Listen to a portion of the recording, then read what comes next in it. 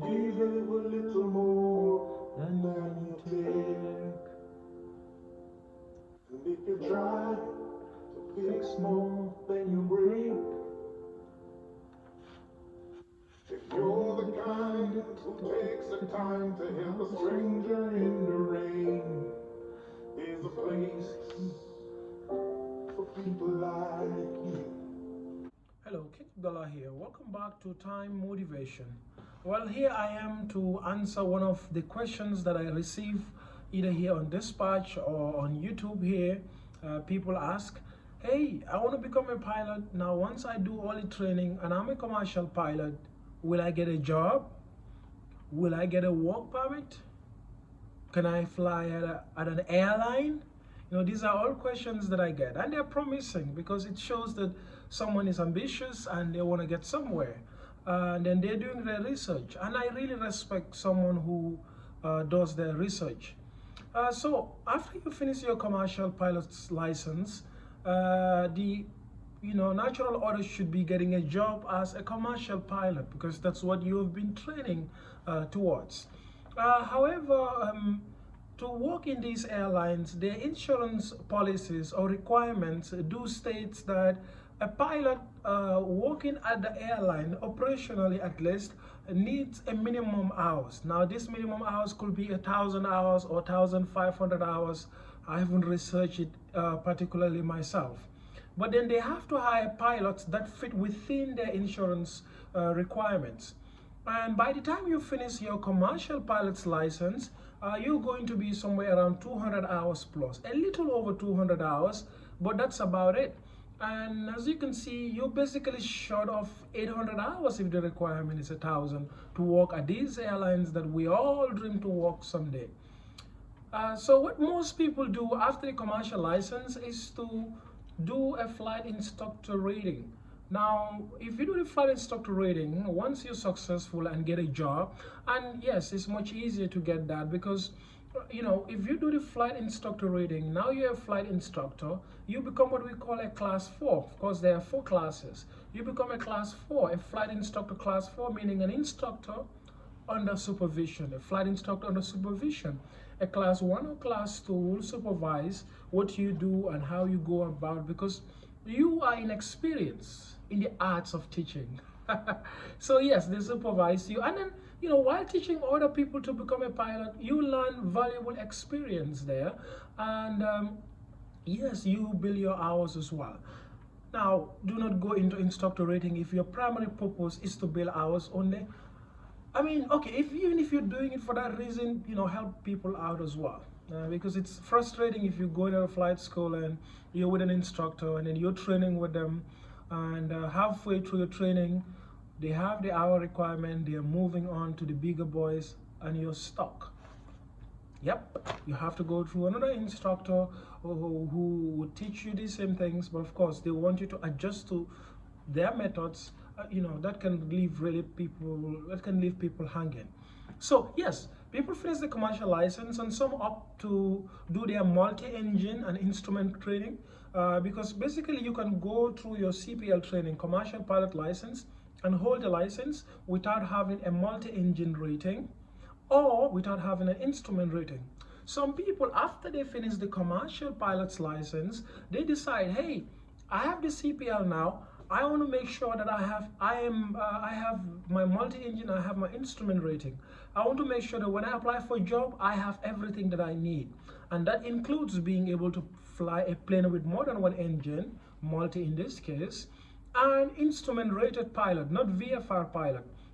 A VFR pilot flying only when the weather is VFR conditions, so yes, you go through the instrument training because you want to be an IFR pilot. An IFR pilot is instrument pilot. You can fly. You're not restricted as the VFR pilot, who is only able to fly in beautiful weather conditions, and the restrictions are many as well, of course. So some people choose to do that. Multi-IFR, Group 1. And go that part, make sure you have your CPL multi-IFR and they are ready for the market. Now they don't have the hour requirement, but they have all the ratings and the licenses they need for a start. Some people choose to go this way after completing the CPL, decide to do the instructor rating first, and teach for a while, maybe up to a year, build on experience and hours, and then do the multi-IFR, multi-engine and instrument rating. You're going to do that eventually.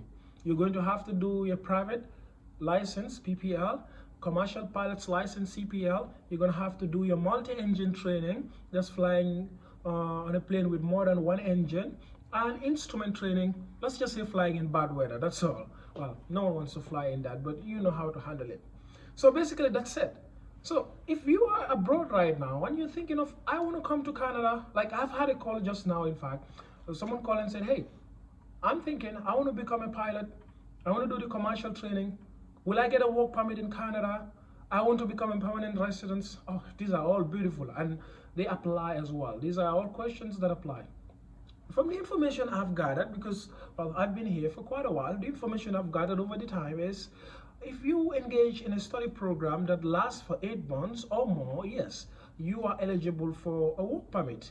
Now, I just didn't read this. I did call the immigration department and ask, what are the chances of getting a work permit? They said, well, if you follow the conditions of your study permit, almost 100%. I was like, really? They said, yes. So Canada, it's beautiful in that way. They don't just kick you out after your training. They give you the chance to build on your work experience while you're here. So let's say you're in India, you're in Gambia, you're in Senegal, Nigeria, Uganda, or Saudi Arabia. Now you come to Canada with the sole objective of becoming a pilot. From the ground all the way to the CPL to the multi-engine and instrument rating can take up to 2 years to complete the entire training. Yes, that's if you do it full time. And after that you decide, hey, I've been looking for a job, but the way the market is these days, the pilots are getting fired left, right, and center because of the pandemic. I think it wouldn't be a bad idea if I become a flight instructor. Let me advance my training, and then just keep on busy. And then you do your flight instructor rating, which can take anywhere from 3 to 6 months to complete. And now that's done. Now 2.5 years later, but now you're not. Where you are right now watching my video, no, you're not. Now you're here with your multi-engine instrument rating commercial pilot and your instructor rating 2.5 years later. Good. Then you apply for your work permit. In Canada here, you can get a work permit up to 3 years.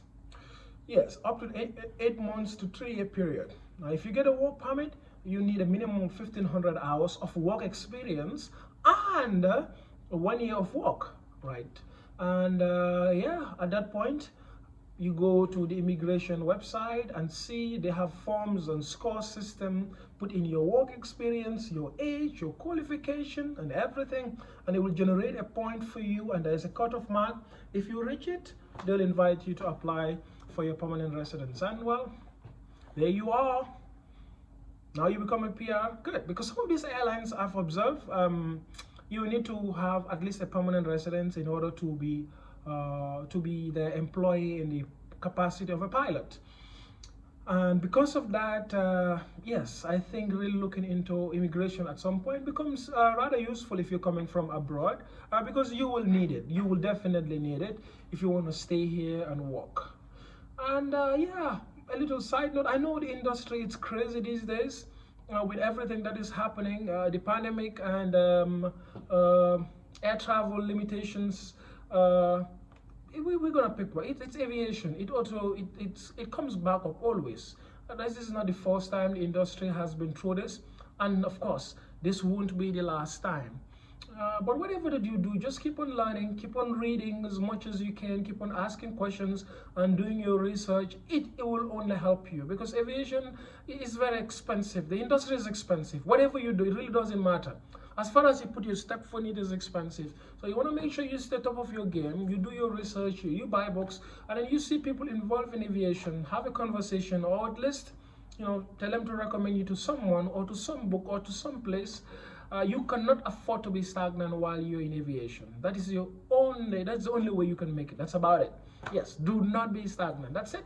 But if I receive any more questions on the phone there, I will attempt to answer it here and then update you guys. And of course, like I always say, if you want to reach out to me, just reach out to me on Instagram. Mostly active there at Squawk Abdullah. You can see it. Is it this way I'm pointing or that way? I don't know. Squawk Abdullah. And yeah, that's about what I have for you this Sunday. Thank you and have a nice week.